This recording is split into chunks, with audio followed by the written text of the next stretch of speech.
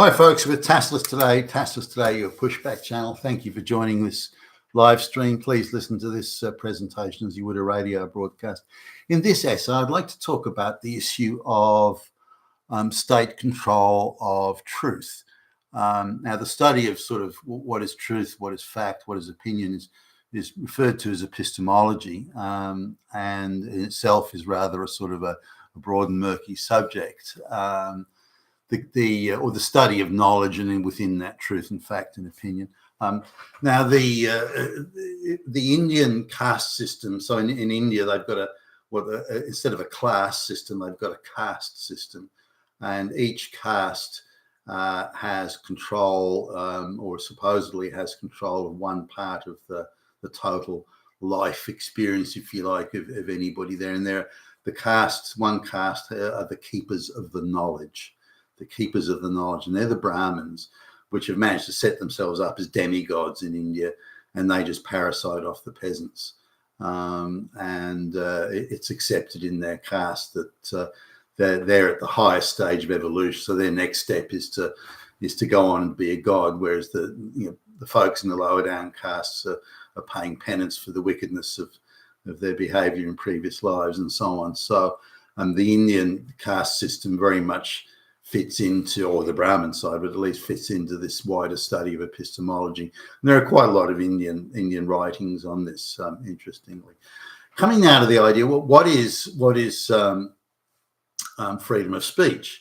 Now, we can look at it in a whole lot of ways, and at the moment there's a struggle, a very serious and intense struggle going on, certainly across the Western world, as to what is freedom of speech, what is fact, what is truth, what is opinion, what is information, disinformation, misinformation. And this is an intense struggle. And whoever wins it or prevails in this struggle believes that they will hold the power. So it's reasonable to say that freedom of speech, the ability to allow you to say what you believe or is true, whether this is untrue or misguided or willful misinformation, telling lots of lies and telling tall stories, and whatever the case may be, and whether these are the most wicked lies or white lies or lies told with the best of intentions. I mean, that doesn't really matter. But freedom of speech is, in its final analysis, the sharing of power. Is the sharing of power, and that's what it is. Now, any ideological government, and this is all the communists, the Soviet government, the socialist government, any government that imposes its power at the point of a gun or by subverting all the public institutions, is what we're seeing, of course, in the West at the moment. But it doesn't matter. No ideological government, given it has no legitimacy, legitimacy does not come from the people. So all ideological governments do not want to share power. And therefore, they do not want freedom of speech, because freedom of speech is, by its definition, sharing power. It means your opinion, well, at least at the point of initial utterance, your opinion has as much credibility as anyone else's. Now, once that's tested, once it's examined, and once it's debated and discussed, then Billy Bob's opinion may fall over and be considered as nonsense, whereas Jimmy Jack's opinion may go, well, gee, that actually makes sense, yeah. So this idea of epistemology and misinformation, all the stuff that goes in it, I think is the big sort of headline issue of our times, and every globalist controlled government across the Western world wants to shut down freedom of speech. Now they say, oh, well, no, we're not shutting down freedom of speech. No, of course we're not doing that. We're just shutting down misinformation and dissent. That's all. We're hate speech. We're stopping hate speech. And this, so they're using that as the smokescreen to hide behind. But of course, this is all nonsense. They can pour vitriolic hate towards white people, for example, particularly straight white males, and that's not hate speech, because they then fall back to another position. So, but white people have social power. Anyway, you're guilty, Nazi, slavery, fascist, So we're allowed to do that. It's okay when we do it. So hate speech is not an issue as they pour hate on white people with absolute, and they do it with utter impunity. So when it comes to disinformation, they can say that COVID's going to kill Granny, and if you don't, do what we say, all the grannies will die. Why isn't that considered misinformation? Why does the test of what's misinformation rigidly apply in one way but not another? Now we see this sort of all across the academia and so on. When they call you a Nazi, they don't have to prove it. But if you cite anything they've done, they demand the absolutely highest burden of proof. So again, this reflects ideological concept of truth, ideological concept of fact. And this has permeated and corrupted and subverted the whole discourse around epistemology. So epistemology was a search for accuracy, but it's now been so subverted by ideology. And you see this even in court cases, or say, for example, when we say Vladimir Putin controls Donald Trump, when we say that, for example, we say that Russian interference in the election, we say that's true. Now, so if you want to disprove it, you have to go to the highest burden of proof. But when we allege it, we only have to meet the lowest burden of proof. So part of the epistemology argument and the freedom of speech and what's misinformation and disinformation is the burden of proof is placed heavily in one direction but not in the other. So we can say what we want about COVID because we have the power to do it, and we'll just shut down any other opinions, and then that therefore makes our opinion right because there are no other opinions. Now that's hardly the basis for defining or considering and viewing what's misinformation and disinformation. When I look at the biggest media outlet in Australia and I look at what's posted, their top stories, most of it, with rare exception, most of it is misinformation or propaganda, thus misinformation and disinformation. They're telling me things that aren't true. They're claiming people are experts in a particular area. Professor Billy Bob says, assuming Professor Billy Bob actually did say that even, but and often they didn't. Professor Billy Bob says that so-and-so. Now, this claim that it's an expert is not. It's a radical activist who's on the government payroll to pump out propaganda. So don't put them up as some sort of independent expert. They're not. That's misinformation. And so I could pick apart pretty much the entire front page and the top headlines of any media. I could pick it apart within minutes, where they can assert all sorts of things, make all sorts of claims, none of which are true or are minimally, they might have a grain of truth in it here or there. But I noticed that the reverses, for example, there's someone on the Trump team said, the election team said that, and I'll have to paraphrase this, I can't remember the exact wording, but that there were 100,000 illegal aliens did such and such. And then it got a fact check. Not true. It was 99,900, wasn't 100,000. So now, but when the reverse is the case, when they're asserting something, so they say that 70,000 Nazis, or 100,000 Nazis did such and such. Well, actually, the number of people that were at the protest, none of whom were Nazis, or there's certainly no evidence that any of them were. It came to about 70,000, but they rounded it up to 100. But they control the fact-checking mechanism, so they also control the determination of what's misinformation or disinformation. So we're looking at an ideological system here that where ideological government is being imposed on the entire West by stealth, and it's been on the go. The march of the institutions been on the go for a while, and they've sought to, and pretty much have successfully implemented this, that truth, accuracy, and fact misinformation, disinformation, they get the right to define it. It's very fluid because you have to meet an absolutely stringent burden of proof against it. So they can say, well, that's misinformation because it was 99,900, not 100,000. So they can dismiss that. You have to be shut down, put in prison, you damn Nazi.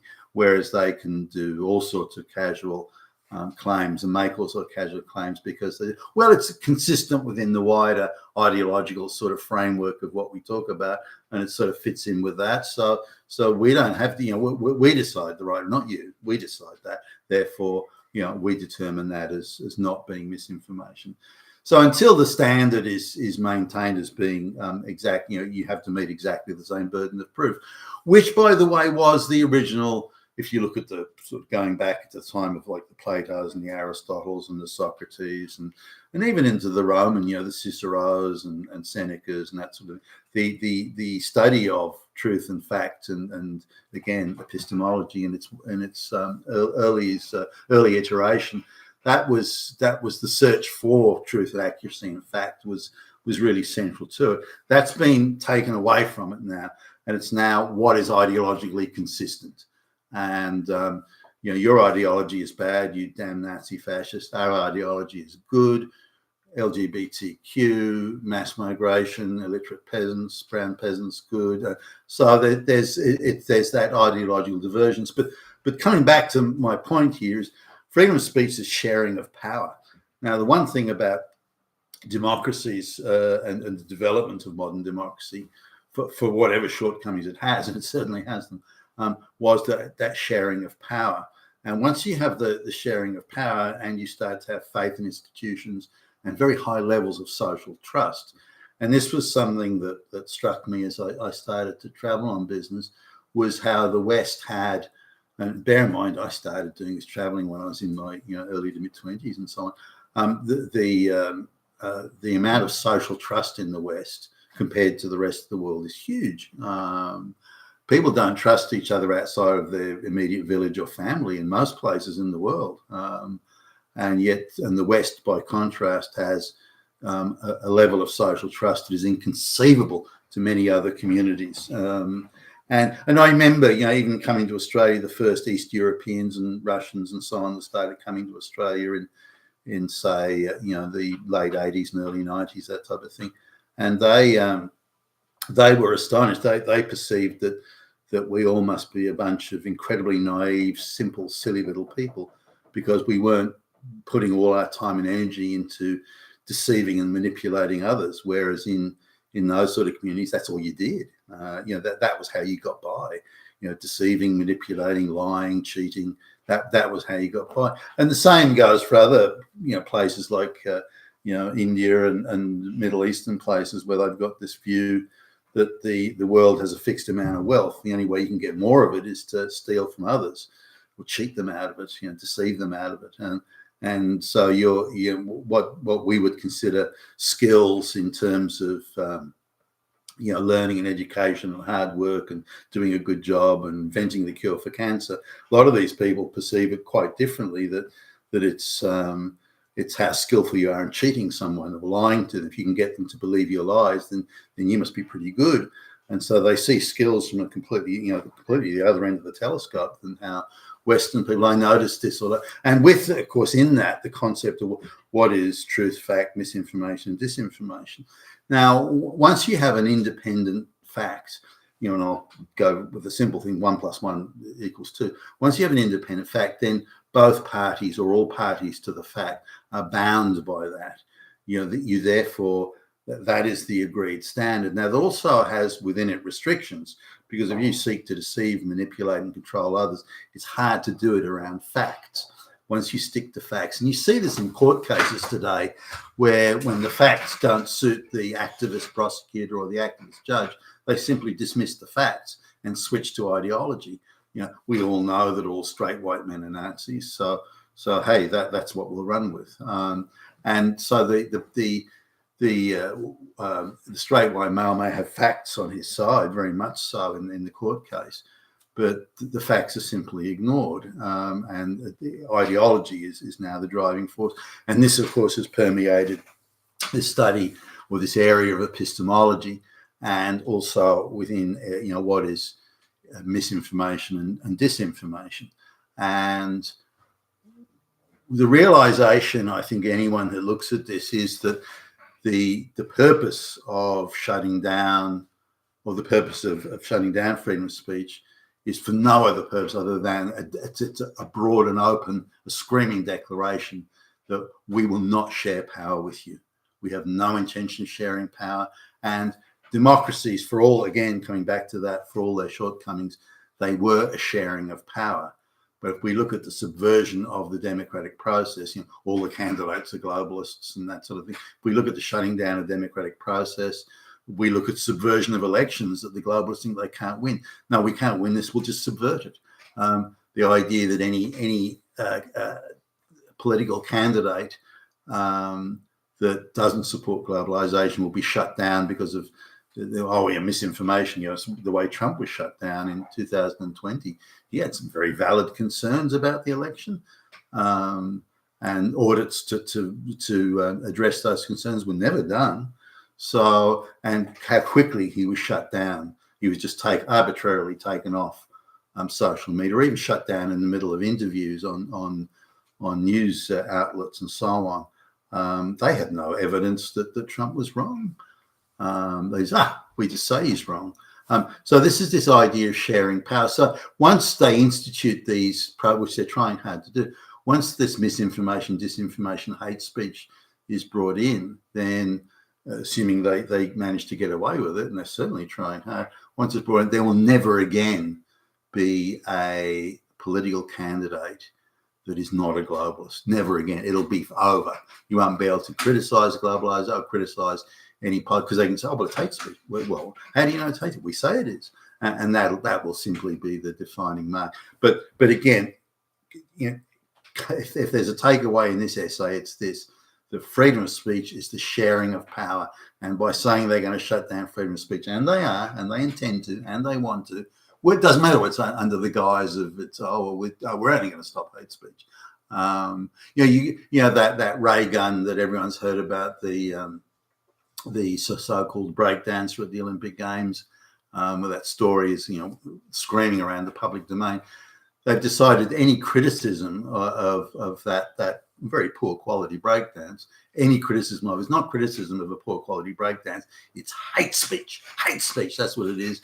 And so anything like that can be shut down. And but this is the refusal to share power, and inherent in that is a concentration of power in the hands of the globalists, and we have to oppose it as best we can. You've been fantastic today. Your Pushback channel. Thank you for listening.